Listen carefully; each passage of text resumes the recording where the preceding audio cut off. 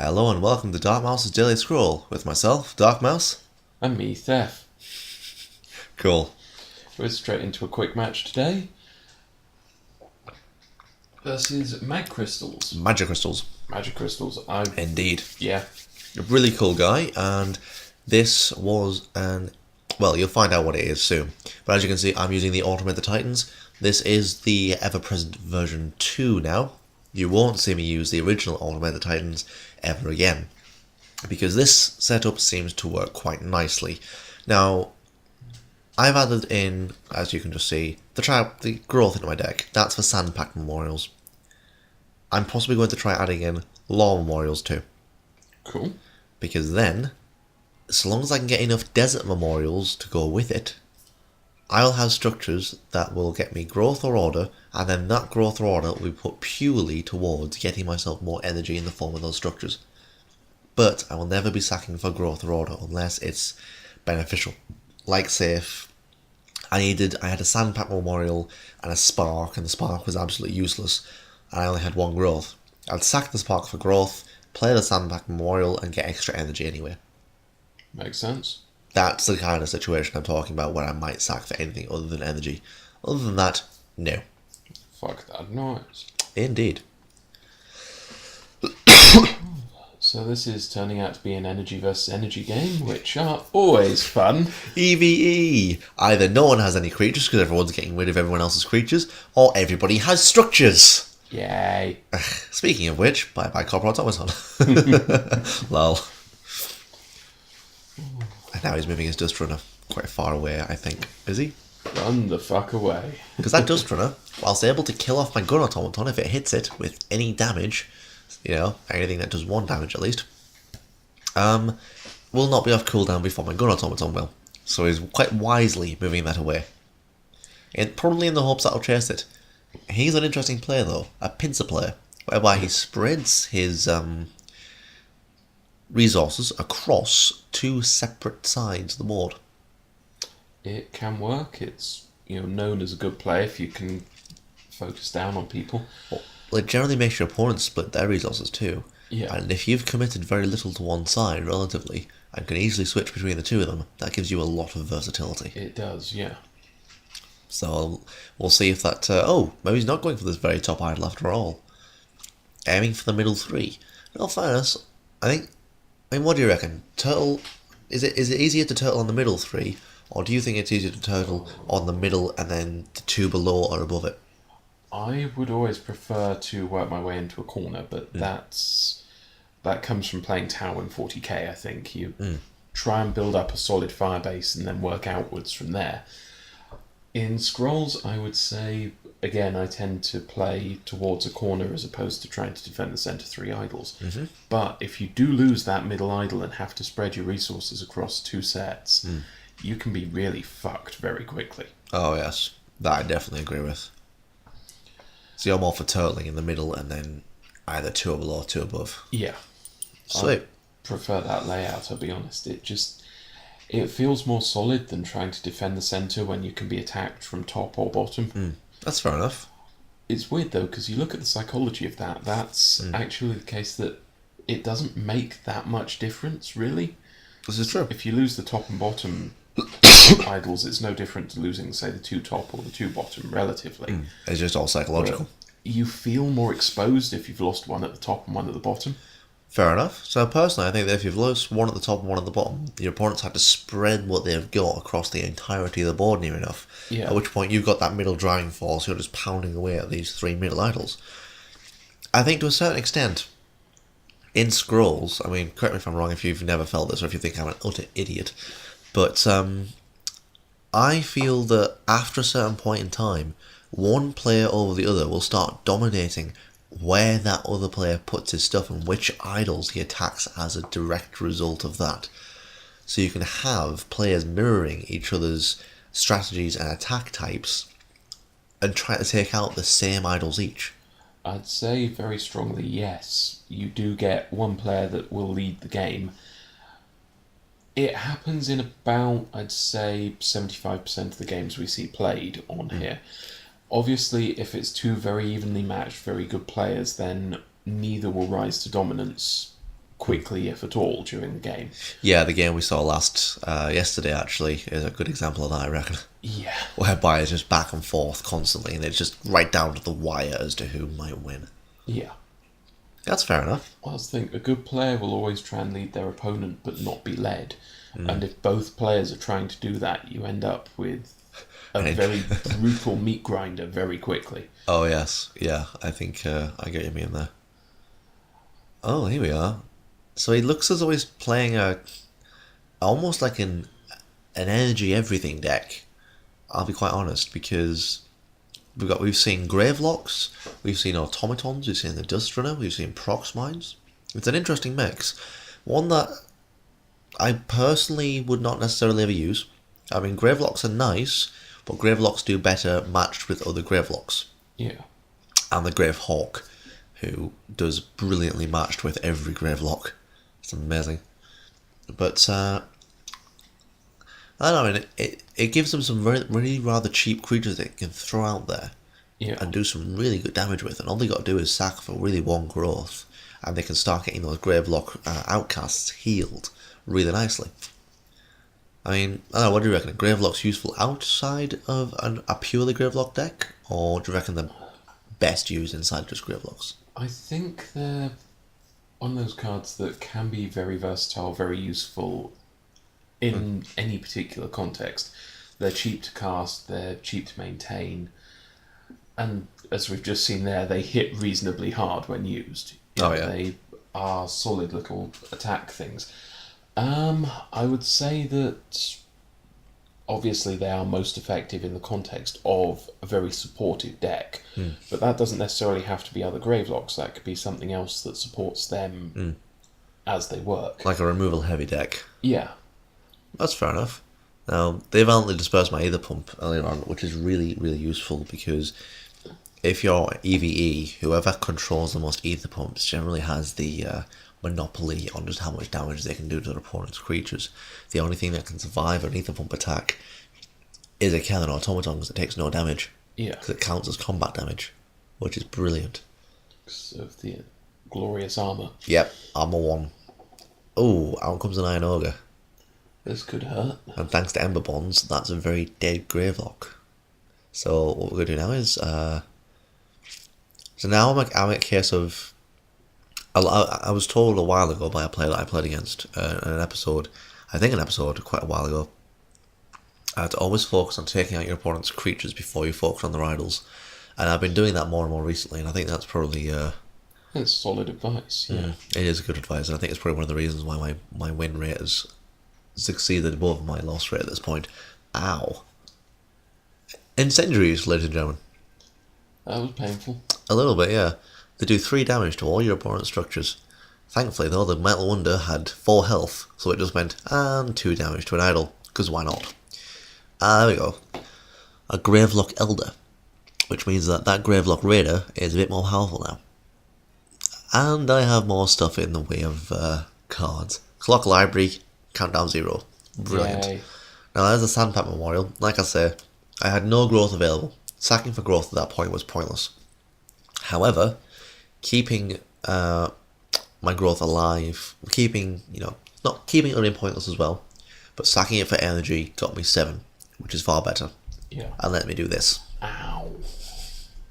That's gone sting. Yep, a little bit. That Iron Ogre is still quite alive, but hopefully I'll be able to do some damage in the way of killing stuff next turn. Now he's got 8 energy resources, which is going to be quite painful if he manages to pull off some Spark and Violent Dispersal or Spark and Thunder Surge combos. So Spark and a Thunder Surge would ruin my Cannon Automaton. Just a lot, yeah. Because that doesn't count as combat damage. No armor allowed. Well, it's basically being electrified. Yeah, exactly. Very, very sharply. And another Iron Ogre. Oh, ow, fuck nuggets. Jeez. That's really gone sting. A little bit, yeah. Ow. In fact, hell, if they can bring that off countdown, then that bottom idol is gone. Oh, yes. Oh, guess what? Apparently not. I have other plans for that, I think. Oh, 2 Violent Dispersals. Yep, which means that's 1 Iron Ogre dead, and next turn, that'll be another one dead too. Yep. That's a really lucky draw by me, and I kind of feel sorry for Magic Crystals here. Because that's just 14 resources wasted. Yeah, but they'll cycle through reasonably quick. That depends. They've been going through their deck reasonably quickly so far. This is true if they've been sacking for a lot of scrolls rather than a lot of energy. Yeah. Which is fair enough, it's a good way to do it. But they haven't had any clock libraries that I've seen. Yeah. I have, and I have a second one in my hand if I can get that to work. Which means that my deck cycled through more quickly than theirs has. Yeah. Which means that on average I should be finding my Violent Dispersals much faster than they'll find their Iron Ogres. Fingers crossed, yeah. Which means that, oh look, you have more Iron Ogres, I have more Violent Dispersals. I heard you like Violent Dispersals, you. So I brought some with me. Of course, there is the consideration that you might have used your Violent Dispersals by the time their Iron Ogres come back out. That's true, but now that I know they have Iron Ogres, no way that's happening. Yeah. So, I could never get along with Iron Ogres. I just couldn't. I mean, I know, mainly because there were 7 resources. Yeah. And I barely ever found myself sacking to that high. And obviously I have at this point. But I just didn't really see the need for it. Now, here's me on 8 resources, which means the tribal memorial is going down, and that's a bye-bye Iron Ogre.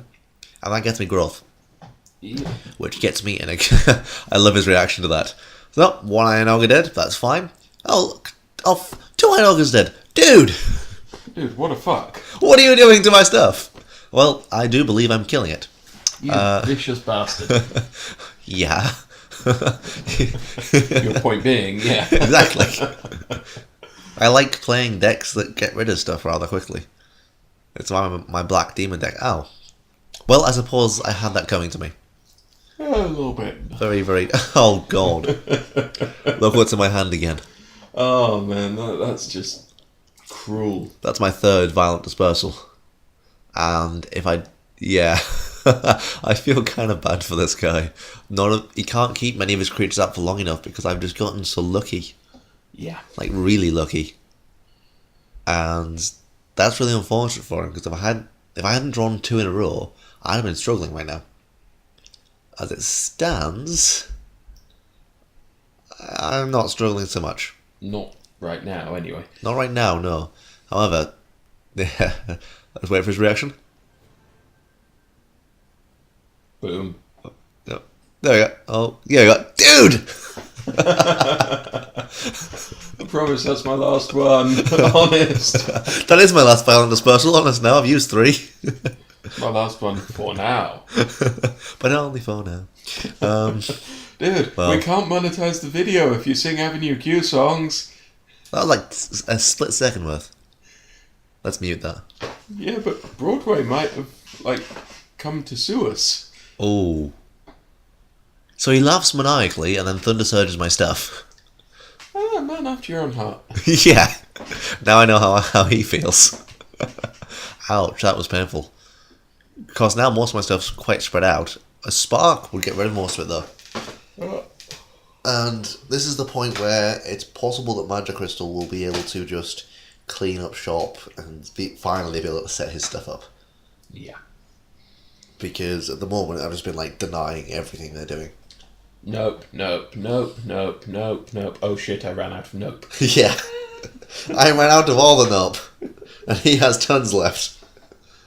One day when DM was doing all the cocaine.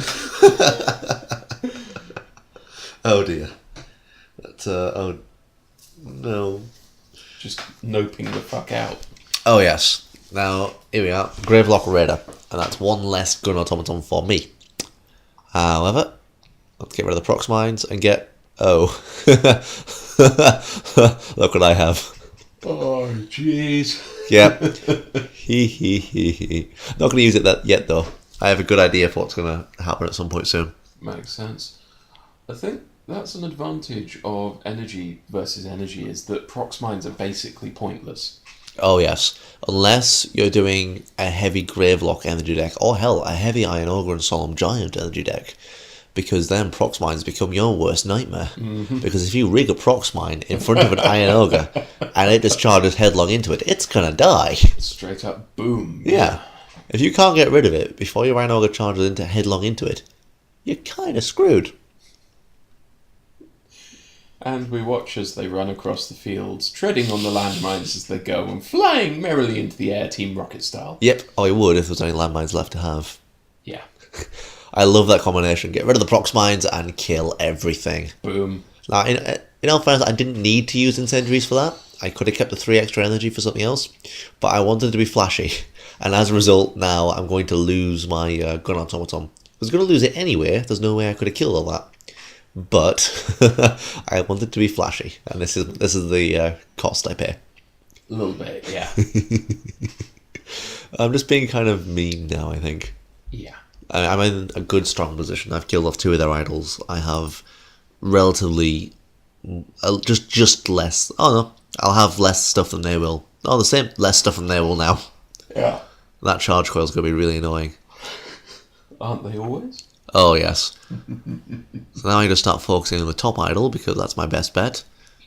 And Tribal Memorial. What? Okay, I was going to say, why I'm gathering everything up in a nice little group for him to Thunder Surge again is beyond me.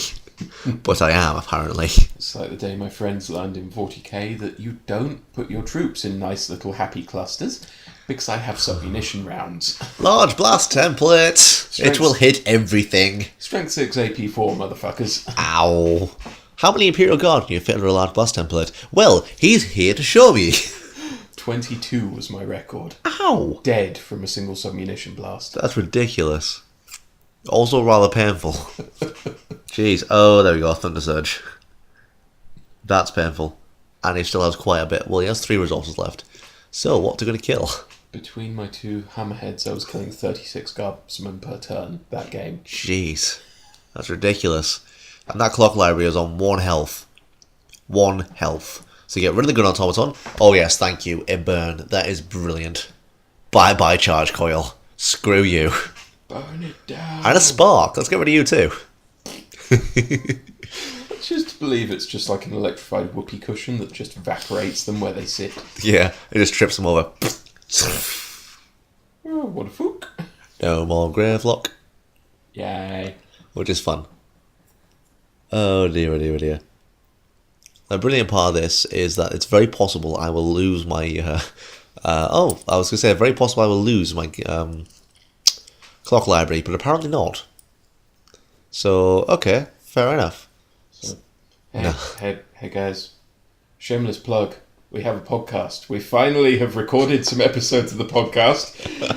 And they will be, well, the first one will go up tomorrow, I feel. Fair enough, yeah, why not? Cool. So look out for the Toilet Treasures podcast on TheVoidHive. Oh dear. Tomorrow around... I'm not going to give a time. That's far too committal. Oh, yeah, we can't give times. We can never give times. That would be silly. Exactly. That would be, too organised. We don't do organisation. Screw that. Fuck the organisation. I wouldn't do that to it, necessarily. It's better than fuck the police, This is true. This is very true. Our first one we talk a bit about DLC, that kind of thing. You just got violently dispersed. Yes, I did. Nice. And now I feel his pain. However, it didn't happen to me 3 times in a row. Haha. Sweet. And yeah, that particular elder has been ember bonded too. So your ember bonds are in place. Oh dear. Why? If only there were somewhere you could hide. Jeez. Emma doesn't like ember bonds. What about copyright? Let's get rid of the charge coil. I don't like it anymore. Oh, this is straight up satire. We can do what the fuck we want with this. Oh jeez. Let's put down the ether pump, shall we? Because, that's always useful. Now he's managed to fight me to pretty much a standstill. He's got to kill off 2 more of my idols to win. I've got to kill off 1 more of his to win, but at least every single one of his has been taken down to 8 health. And I'm also at 10 resources, and we haven't yet seen the Solemn Giant. Ooh, this is a very good point. Yeah, so now it's a race. Can he kill me before I can play down the Solemn Giant? This is something that's going to be quite interesting, because this is the first time the Solemn Giant's actually been needed so desperately. A little bit, yeah. Because it is quite possible that they'll be able to take me down quite a bit, at the very least in the way of idle health this turn. There we go. So there's most of the idle dead. I was saying, you need that line breaker right now. Oh, yes. Because I can take out any one of those 3 idols with the Solemn Giant, but the only one that's unprotected is the one at the top. And why he's not putting anything up the top is beyond me. This is a good... Oh, ow. Hellspit and Water hit the Sandpact Memorial on target. Jeez. And there's the Solemn Giant. Yes. So that's the game pretty much won right there. Yep, unless I do something stupid and don't count it down, which, as you can see, I'm currently counting down, so, yeah. That's GG. That's, it was like, lol. I'm like, yeah, my thoughts exactly. He was a good guy to play against. Lots of fun. Not bad in the way talkative. Quite cool. It's always nice to get a talkative opponent occasionally, because Oh, yeah. I know that a lot of people, when they play Scrolls, they're just kind of like, I'm in it for the game, I'm very much in the zone, I don't want to talk. Occasionally it's nice to play just a chill game like that, where you respect each other, you have some fun, and you have a good conversation. Exactly. And, every now and then when you violently disperse stuff, all you get is, dude! Yeah. Which is brilliant. And we've realised that there is enough in the bank for the 10-pack. There is indeed, yes. Motherfucking 10-pack! Another 10-pack with a mangy rat, because I haven't got absolute shit tons of them already. An Emivore! Yes, brilliant. And Metal Heart, because I got thousands of those already. To be fair, useful. Indeed. Charge Coil. Always good fun. Blood Boil. That and an Emivore will go brilliantly as part of the same deck. It's amazing. I'll let you guys figure out why. I'm fairly sure you can. But I think we're about a minute off our end time. So we'll run through the cards and go from there. Yeah, I can do. Yeah. I think I sat on Blood Boil quite excited about the tag team possibilities with an Emivore. You were elaborating a lot. Resonant Helm. Yep. Useful order card. Oh, yes, very useful. And a Mangy Wolf, which is brilliant, because I will be doing a Beast deck at some point as well. Automaton, I'll swipe that one if that's cool. Yeah, go for it. Yes. You can have that. And Concentrate Fire. Now, what is today's rare? I'd say drumroll, please, but... Great Wolf. Great Wolf, nice. Brilliant for my Beast deck. So that there, guys, is all we've got time for. We will leave you with the image of... Well, we'll leave you with Great Wolf for now. Yep, a glorious beast indeed. And like, favourite and subscribe to support the series and keep us going. And yeah, follow us on Twitter, be our stalkers. Yeah, come follow us. Oh dear. I'll catch you next time, guys. Keep scrolling. Take care.